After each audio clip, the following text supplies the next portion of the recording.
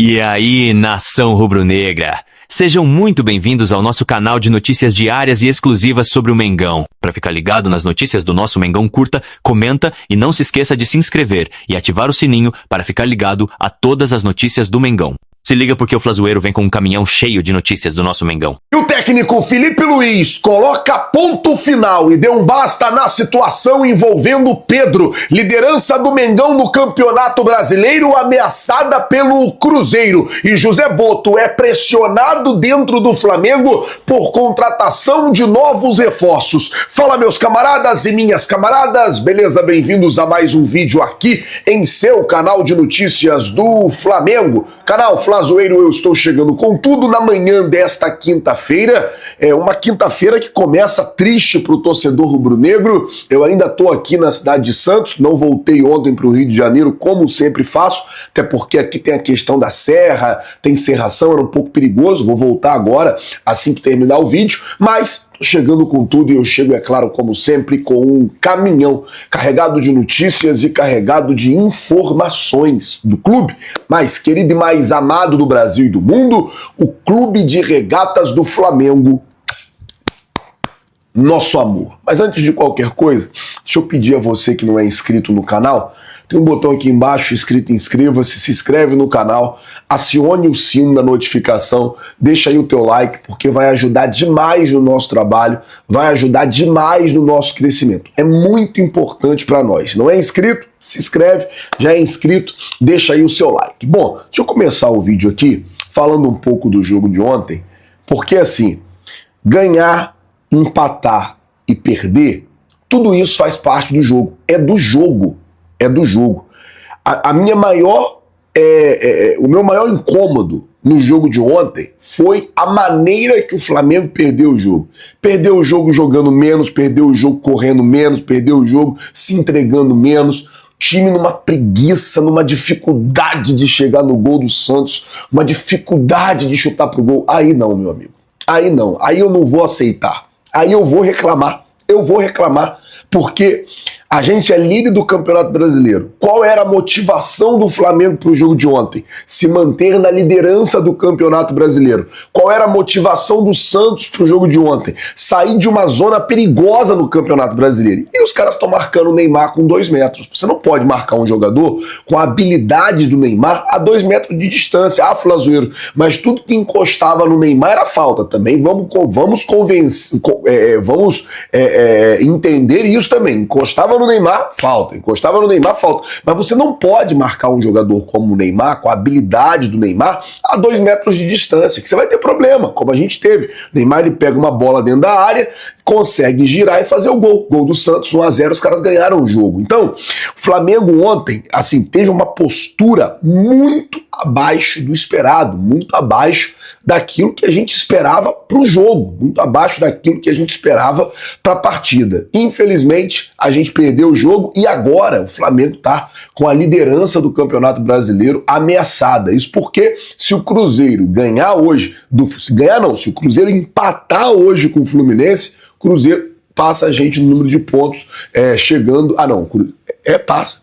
passa a gente no número de pontos, chegando a 28 pontos. Então, assim, é muito complicado a situação. Ah, Flazoeiro, mas o Flamengo tem um jogo a menos. Sim, o Flamengo tem um jogo a menos. Mas a tabela, se o Cruzeiro hoje, ele empata o jogo, ele passa a gente no número de pontos, que é uma situação bem complicada. Um jogo que ontem dava para o Flamengo ter ganho, bastava entregar ali talvez um pouquinho mais de vontade. Assim que terminou o jogo, eu já fui lá para a entrevista coletiva para perguntar para o Felipe Luiz, principalmente sobre a situação do Pedro. Gente, deixa eu explicar uma coisa.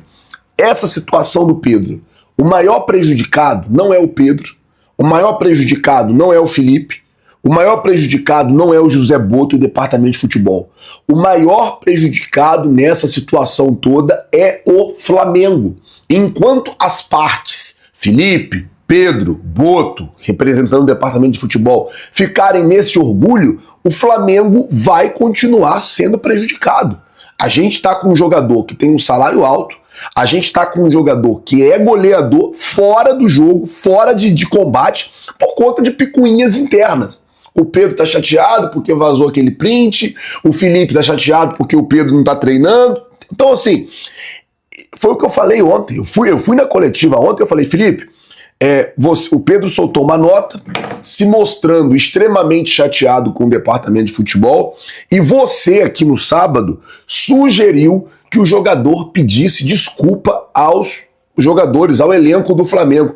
Mas você, eu perguntei para o Felipe, você não sugeriu que o departamento de futebol, ou que o membro do departamento de futebol que estava de conversa fiada com o jornalista, ou que o Boto, que é o responsável pelo departamento de futebol, chamasse o Pedro numa conversa e pedisse desculpa pro Pedro também? Porque, cara, o Pedro tá errado. Ponto. Fazer corpo mole no treino, isso não pode. Ele tá errado. Mas também erraram com o Pedro. Provocaram isso.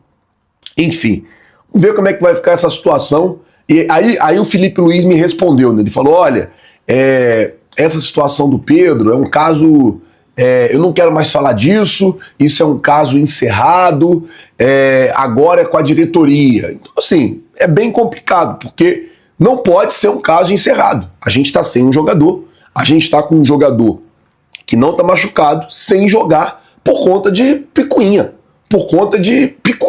Então tem que chamar o Pedro, falar com ele, falar, Pedro, olha só, vamos querer. O Flamengo precisa de você porque você tem um salário alto, a gente não pode contratar um jogador do seu nível enquanto você estiver aqui.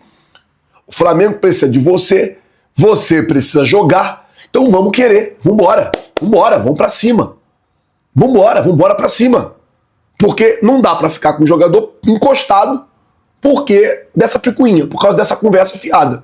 Agora, eu vou dizer, se eu sou chefe, se eu sou diretor do Flamengo, se eu sou presidente do Flamengo, eu já teria ido no Ninho desde a sexta-feira passada conversar com o Pedro.